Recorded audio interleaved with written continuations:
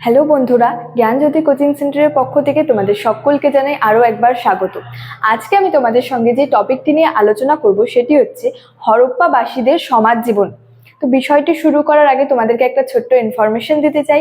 তোমরা যারা আমাদের কোচিং সেন্টারে এখনো যুক্ত হওনি কিংবা যুক্ত হতে চাইছো, তারা উপরে দুটি নাম্বার দেখতে পাচ্ছ, 6295916282 এবং 7076398606।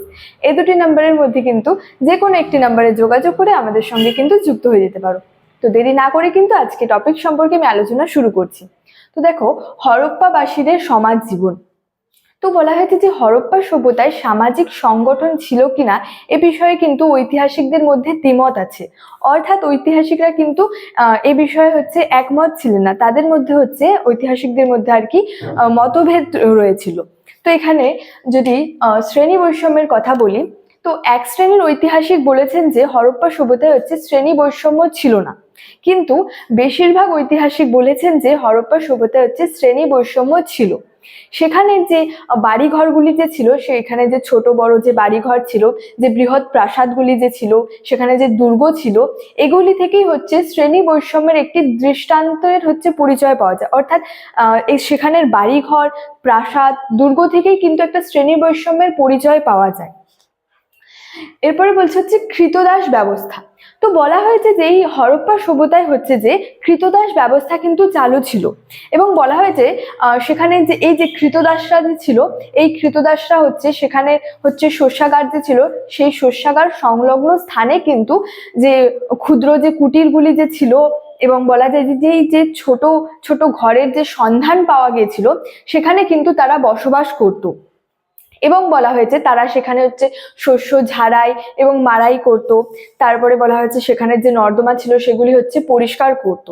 তো বলা হয়েছে যে সেখানে হচ্ছে লোথালে হচ্ছে এই ধরনের হচ্ছে দু কুটির কামরাযুক্ত কিন্তু আর কি দু কুটির কামরাযুক্ত কিন্তু এই যে ক্ষুদ্র ক্ষুদ্র যে ঘরগুলির কথা বললাম, এগুলির হচ্ছে নিদর্শন পাওয়া গেছে। লোথালে এরকম হচ্ছে দু কামরাযুক্ত ক্ষুদ্র যে কুটিরগুলি ছিল, এগুলির কিন্তু নিদর্শন পাওয়া গেছিল। তারপরে বলছে হচ্ছে মানুষের বসবাস। দেখো, এখানে হচ্ছে বিভিন্ন সম্প্রদায়ের মানুষ কিন্তু বসবাস করত। বলা হয়েছে সেখানে হচ্ছে উৎখননের মাধ্যমে বা খনন কার্যের ফলে কিন্তু যে সমস্ত নিদর্শন আবিষ্কৃত হয়েছিল, সেই আবিষ্কৃত নিদর্শন থেকে কিন্তু জানা যায় যে এখানে হচ্ছে বিভিন্ন সম্প্রদায়ের মানুষ বসবাস করত। যেমন বলা হয়েছে যে পুরোহিত, ব্যবসায়ী, কারিগর, সেখানে হচ্ছে যোদ্ধা প্রভৃতি সম্প্রদায়ের মানুষ কিন্তু বসবাস করত।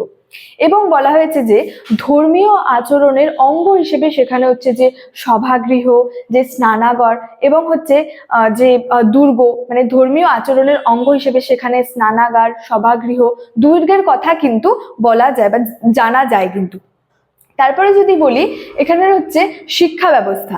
তো বলা হয়েছে যে হরপ্পা সভ্যতার যে শিক্ষা ব্যবস্থা কিন্তু যথেষ্ট উন্নত ছিল, এবং তার প্রমাণ পাওয়া যায় হরপ্পা সভ্যতার যে শিলমোহরে আর কি, শিলমোহরের ওপর উৎকীর্ণ যে লিপিগুলি, অর্থাৎ খোদাই করা লিপিগুলি থেকেই এর প্রমাণ পাওয়া যায় যে হরপ্পা সভ্যতায় শিক্ষা ব্যবস্থা যথেষ্ট আর কি উন্নত ছিল।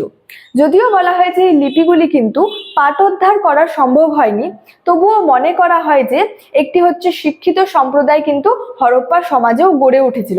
অর্থাৎ হরপ্পা সভ্যতায় আর কি শিক্ষা ব্যবস্থা যথেষ্ট উন্নত ছিল। এছাড়াও বলা হয়েছে এই যে হরপ্পার যে অধিবাসীদের আর কি সেখানে হচ্ছে যে জ্যামিতি, পাটিগণিত এবং যে দশমিক গুণনে কিন্তু তাদের একটা বিশেষ পাণ্ডিত্য ছিল। নেক্সট হচ্ছে যে নারীদের অবস্থান। তো বলা হয়েছে হরপ্পা সভ্যতার যে নারীদের অবস্থান সম্পর্কে আমাদের মধ্যে কিন্তু কৌতূহল জন্মানো স্বাভাবিক, অর্থাৎ একটা জানার ইচ্ছা কিন্তু হওয়া স্বাভাবিক সেখানে। তো বলা হয়েছে হরপ্পা সভ্যতায় হচ্ছে পুরুষের তুলনায় কিন্তু নারীদের অবস্থা হচ্ছে খারাপ ছিল। সেখানে যে বলা হয়েছে যে তারা হচ্ছে সেখানে মাতৃপূজার প্রচলন ছিল। তো এর থেকেই অনুমান করা হয় যে তারা নারী শক্তিতে বিশ্বাসী ছিল, অর্থাৎ তারা হচ্ছে নারী শক্তিতে বিশ্বাস করত। বলা হয়েছে সেখানে যে লোথালের পাশাপাশি হচ্ছে শায়িত কঙ্কাল পাওয়া গেছে, অর্থাৎ শোয়া অবস্থায় কিছু হচ্ছে কঙ্কাল পাওয়া গেছে। তো এর থেকেই অনুমান করা হয় যে হয়তো হরপ্পা সভ্যতায় সতীদাহ প্রথার মতো হচ্ছে কোনো নির্মম প্রথা প্রচলিত ছিল। বলা হয়েছে যে হয়তো হরপ্পা সভ্যতায় সতীদাহ প্রথার মতো কোনো নির্মম প্রথা আর কি প্রচলিত ছিল। আবার এটাও বলা হয়েছে যে নয়তো মানে এটাও হতে পারে, সেখানে বলা হয়েছে এটাও হতে পারে যে স্বামীর মৃত্যুর পর আর কি তার মৃত স্ত্রীকে স্বামীর সমাধির পাশে কিন্তু সমাধিস্থ করা হতো।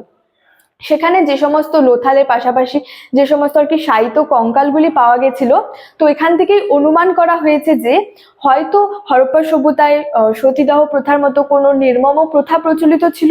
এবং আবার বলা হয়েছে যে এও হতে পারে যে স্বামীর মৃত্যুর পর তার মৃত স্ত্রীকে আর কি স্বামীর সমাধির পাশে কিন্তু সমাধিস্থ করা হতো, এটা বলা হয়েছে, অনুমান করা হয়েছে।